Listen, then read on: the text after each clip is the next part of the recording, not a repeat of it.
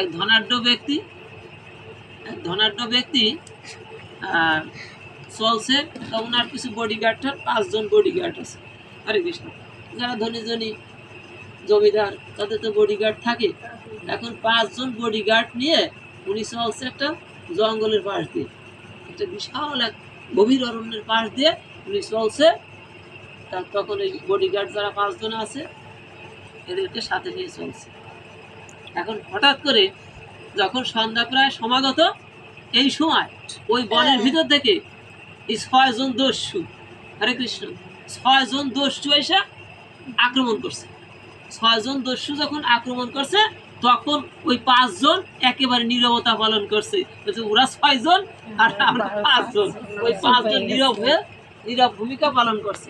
নীরব ভূমিকা যখন পালন করছে তখন ওই 6 জন কি করছে, ওই যে ধনাঢ্য ব্যক্তি, ওনার গায়ে যত অলঙ্কার আদি ছিল, অর্থাৎ ওনার গায়ে যে আবরণ অলঙ্কারগুলি ছিল, দামি দামি জিনিসপত্র অলঙ্কার ছিল, ওইগুলো ওরা লুটপাট করে নিয়ে এখন চিন্তা করলো, একে যদি লুটপাট করে নিয়ে গেলাম কিন্তু আমরা তো ধরা পড়ে যেতে পারি, অর্থাৎ ওনাকেও বাইন্দে চিনতে নিয়ে যাই।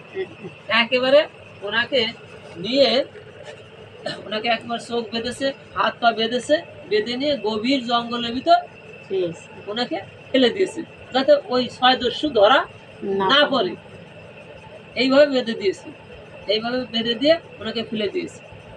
এখন জঙ্গলের ভিতর তো রাত্রে যত মশা ছিল, বড় বড় মশা, এবং ওইখানে যে কীট পতঙ্গ এসে ওনাকে কামড়াতে শুরু করলো, কিন্তু ওনার তো হাত বাঁধা, পা বাঁধা, চোখ বাঁধা। এখন উনি ছাড়াবে কি দিয়ে? ওনাকে একেবারে রাত্রে এমন কামড়াইতেছে, উনি আর যন্ত্রণা ছটফট করতেছে। এখন এই যে পতঙ্গগুলি, কীট পতঙ্গগুলি ওনাকে খাচ্ছে কুড়ে কুড়ে, কিন্তু উনি ঠেকাবে কি দিয়ে? ওনার ঠেকানে ওনার হাত তো বাঁধা, হাত বাঁধা, পা বাঁধা, চোখ বাঁধা। হঠাৎ করে এক সাধু আসলো, চিৎকার করতেছে, আমাকে কেউ থাকলে আমাকে এখন কৃপা করো, আমাকে বাঁচাও, আমি বাঁচতে পারছি না এদের দংশনে।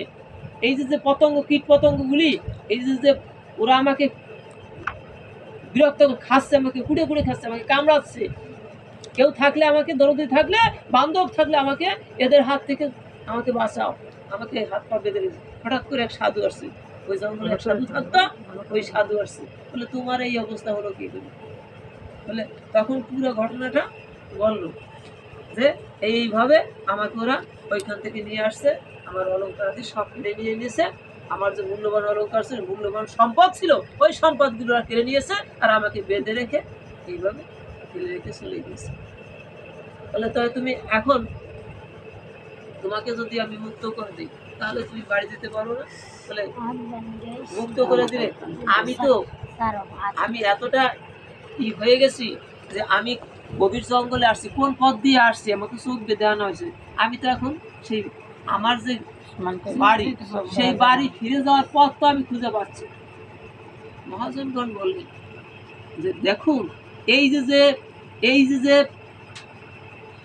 5 জন দেহরক্ষী, হরে কৃষ্ণ, এই 5 জন দেহরক্ষী বাবা আর কেউ নয়, এই 5 জন দেহরক্ষী তোমার পঞ্চ ইন্দ্রিয়, চক্ষু, কর্ণ, নাসিকা, জিহ্বা, ত্বক, এই পঞ্চ ইন্দ্রিয়, এই যে 5 জন বডিগার্ড, এই 5 জন তোমার সাথে ছিল। কিন্তু ওই 6 দস্যু যখন আসলো, 6 দস্যু কারা? 6 দস্যু ষড়রিপু, হরে কৃষ্ণ, কাম, ক্রোধ, লোভ, মোহ, মদ, মাৎসর্য, এইগুলা হলো কি? এইটা হলো ষড়রিপু। এই 6 রিপুর তাড়নায় এই পঞ্চ ইন্দ্রিয় তখন নীরব হয়ে গেল, নীরবে তার ওরা সহ্য করে নিল, হরে কৃষ্ণ। এই জন্যই বলছে যে এই ষড়রিপুর পালায় পড়ে, এই জগৎ সংসারের জীবের ওই ব্যক্তির অবস্থা যেমন হয়েছে, এই ষড়রিপু যখন এইভাবে তাদেরকে আক্রমণ করে, ষড়রিপু প্রবল হয়ে পড়ে, অর্থাৎ এই যে 6টা রিপু, এই রিপুই তাকে কি করে এই 6টা রিপু তাকে বেঁধেছে রে, এই অর্থাৎ এইভাবে বেঁধে নিয়ে যায়।